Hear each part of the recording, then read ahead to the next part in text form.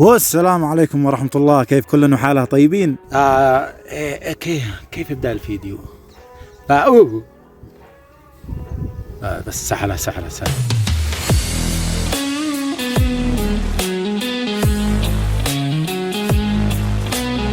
طيب، أولا اعذروني إذا في هواء في الميكروفون، أنا أسجل في جبل. أنا الآن في اليمن بعد مرور أكثر من سنة و8 شهور أو سنتين خارج اليمن.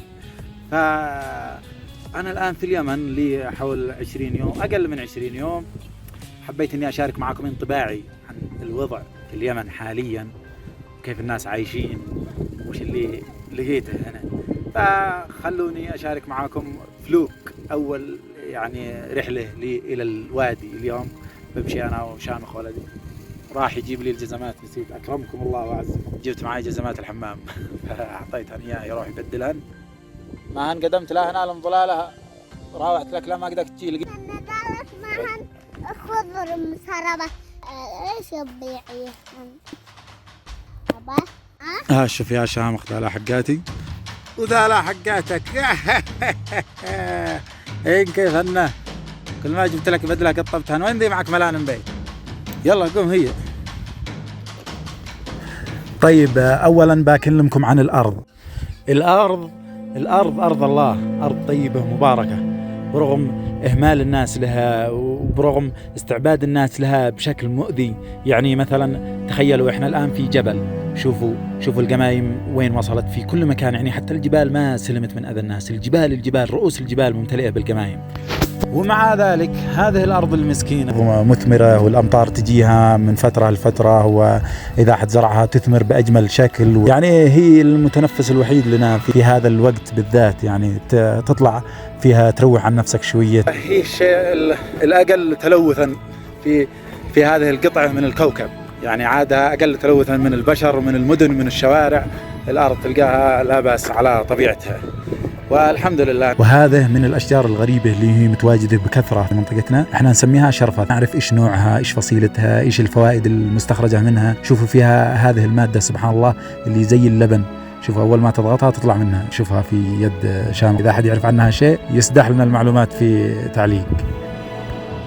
شوفوا كيف قلت لكم ان الأرض مستعبدة ومهانة. يعني هذا وادي بعيد كل البعد عن المدن، عن الورش، عن الأماكن الصناعية، ومع ذلك ما خلوه في حاله. سيارات خردة، شوفوا كيف ظلموا الأشجار، حطوا فوق الشجرة 4 سيارات يا رحمته. بالمناسبة احنا صورنا هنا فيلم قبل 2 إذا أحد يحب يشوفه يدخل يوتيوب. الفيلم اسمه المنتقم. طبعا المصور الآن شامخ ابني، ما أنا داري هو يصورني مضبوط ولا وجهي ما مشي واضح. يمكن ينزل الكاميرا والله يطلعها. المهم، تكلمنا عن الأرض والآن نتكلم عن الإنسان في اليمن في الوقت الحالي يعيش أسوأ حالاته. لا تسوي كذا. طيب اسكت خلني أصور يا أخي، عيب عليك، المخرج يقاطعني. الإنسان يعيش أسوأ حالاته. الأوضاع يعني أوضاع أنا قلت ما بتكلم شيء عن الاقتصاد والسياسة وكذا، لكن الأوضاع قدكم عارفين الاقتصادي والسياسي سيئة جدا والناس تعاني. طلب الرزق صعب على الناس، التعليم شبه متوقف، واللي ما هو متوقف يعني هل يحتاج يا جماعة أن نشرح لكم كيف الوضع سيء جدا، ما يحتاج أن نشرح، ولا أعتقد أن حد بيعارضني في هذا النقطة. المهم، أنا طبعا أعيش في قرية في ريف، ما أعيش في المدينة. الأوضاع الاجتماعية في الأرياف بدأت تسوء، يعني العلاقات بين الناس بدأت تكثر، المشاكل والقيل والقال والاحتكاكات والحساسيات بين حتى الأقارب، وهذا يرجع إلى سوء الأوضاع طبعا. يعني كل ما انشغلت الناس بطلب العلم بالمدارس وطلب الرزق، خلاص الناس تتفرق وكل واحد مهتم بنفسه وما يلتقوا إلا في الأوقات الطيبة. لكن الآن الأوضاع صعبة على الناس ويلتقوا في الأوضاع الصعبة، يعني أغلبهم جالسين واقفين عن العمل. التعليم للأطفال ماشي، يلتقوا الأطفال ويتضاربوا ويسببوا مشاكل للأهل وكذا. فيعني ما أحب أني أكون سوداوي، ولكن هذا توصيف قريب للواقع، وإن شاء الله الأمور تتحسن بإذن الله، أن الناس تحصل على بعض الوعي وتعمل على تحسين علاقاتها وعلى تقوية الترابط والأخوة فيما بينها إن شاء الله. خلاص يا مخرج. أوه الله يحفظك يا مخرجنا القدير. لا مصور فنان. ما بعد شفت النتيجة لكن أضمن لك إنك اوكي. وهذا برضه من الأشجار الغريبة يعني مثل تاك، ما دريت وش نوعها والجبال هنا عندنا مليان سبحان الله أشجار وأشكال وأنواع منوعة ومتواجدة واصل إن شيء أمطار وماشي. يشبه الصبار، شفت الصبار هذاك اللي في الغرب الأمريكي يشبه فيه شيء منه. هذا أيضا من الأشجار الغريبة اللي ما قد شفتها في أي مكان. كيف شكلها كذا عصيان مشعبكة، والأشجار الغريبة اللي مثلها مليان هنا في الجبال هذه وفي الوديان. لو قررت إني أبحث عنها وأصورها لكم باخذ وقت طويل، بس حبيت إني أعرض لكم لمحة عن هذه الأرض الطيبة المباركة هنا عشان نعيش أجواء المغامرة. بسم الله. هيا بنا. أذكر أن في هنا شجرة تين مثمرة، لكن قد ما يخلوها الرعيان والعيال فنحرج عليها لأننا نلقى فيها رزقا لنا. يلا شامخ تعال. هذه التينة بلسة. هذه شوفوا ثمرها ما شاء الله ما ينقطع سنويا وهي تثمر، رغم انها يعني حجمها كذا صغير وآذوها على ما قلت لكم أرض وشجر مستعبدة. شوفوا الآذى في كل زاوية، تكسير تحفير، يكتبوا أساميهم يعني ما لقيوا مكان يحفروا فيه ويكتبوا فيه ذكرياتهم إلا في جذع هذه الشجرة المثمرة، فالله المستعان. وبرغم هذا كله، برغم أذى الناس لها وبرغم عدم اهتمامهم فيها، وشوفوا كيف موجودة سبحان الله في مكان يعني حتى مكانها مرتفع، هذا حرة ما يستقر فيها الماء، مع ذلك ثمرها مستمر سبحان الله، تثمر سنويا تلقاها خضراء واصل. فسبحان الله شجر مبارك في أرض مباركة. شوفوا هذا ثمرها ما شاء الله تبارك الله. هذا قل الله يحفظك. هذه اديتناها هدية، ادانا واحد هدية وهو قد ما ندى اياه هدية. ده اياه هدية شركة جوتن للدهانات. البيضاني دهان وين ما راح. بسم الله.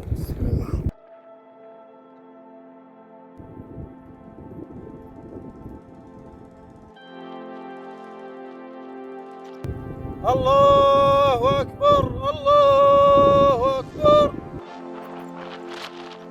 ولا عاد خلوا فيها حاجة، ربشوها كلاتي، كلوها مرعيان ومغربان وطيور، عاد لا لقينا ثنتين، واحدة لي واحدة لشامخ. وهذا رمانة، شوفوا وين هي، في أرض جرداء ما حد مهتم فيها ولا حد يرعاها، ومع ذلك من سنين وهي تثمر. أنا أذكرها من يوم كنت أرعى الغنم وهي تثمر ثمرها. وهذه الآبار مليان، كانت هنا كانت بير وطمروها، رجعوا حفروها، مدري عمقوها ولا لا. والله عمقوها يعني شوي فيها ماء. لا ما حد يطمر الانبير، ينكسر راسه لا طمر.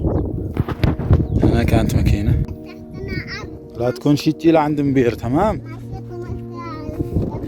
بس نظيف وعير وانا طمرت وما انكسر راسي.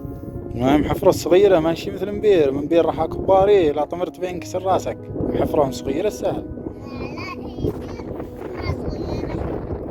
وهذا برضه رمان ما شاء الله مثمر، بس هذا محجور. شوفوا عليه شبك من. طبعا يوم كنا رعيان كنا نتعدى عليها كل المحجر والمفتوح، الله يغفر لنا. بس الآن ونحن في الوادي نصور نزل المطر سبحان الله. شوفوا الغيوم كيف هي متلبدة بالمياه ما شاء الله. إن شاء الله انها بتكون مطرة طيبة، بس خايفين لا نتورط فيها أنا وشامخ. عجل بانا بي هنا تحت الشجرة هذا.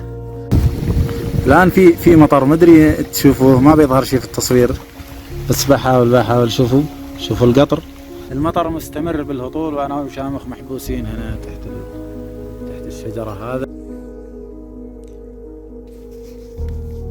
خربته عليك. مالك وش ترسم؟ رسم يد كباري. لك خلاص توبة.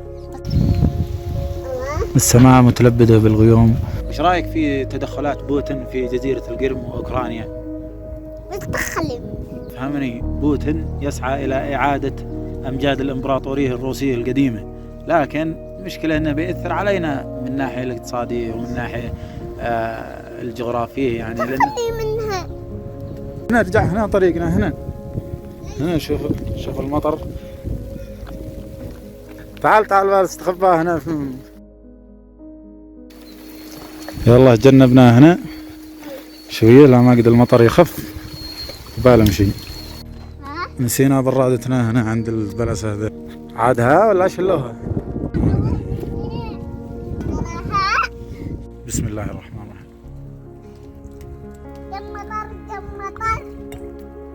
جم مطر. الحمد لله الذي أسكانا. يلا هي روح. وهي جت لا تاخذ. أنا ما شريته، شو دراني إنه جات ليه؟ جاء والله أراها يوم جت لا تاخذ. طيب يا جماعة، البطارية حق الجوال على وشك انها تخلص. الفيديو هذا كان غير مجهز له، يعني ما اعددت له اي اعداد، كان عفوي جدا. كان ودي احدثكم عن اشياء كثيرة لكن ما عاد معنا وقت، البطارية بات خلص واحنا ما كملنا الكلام. شكرا لكم على المتابعة، اتمنى انكم استمتعتوا بهذه اللفة البسيطة في الوادي حقنا. بالمناسبة هذا الوادي يعني ما هو، يوم اقول الوادي حقنا ما اقصد انه ملك لنا، الوديان اللي حولنا يعني. احنا وادينا في الجهة الثانية من خلف الجبل هذا وادي لناس يعني من نفس بعضهم. سيول ما شاء الله ما شاء الله.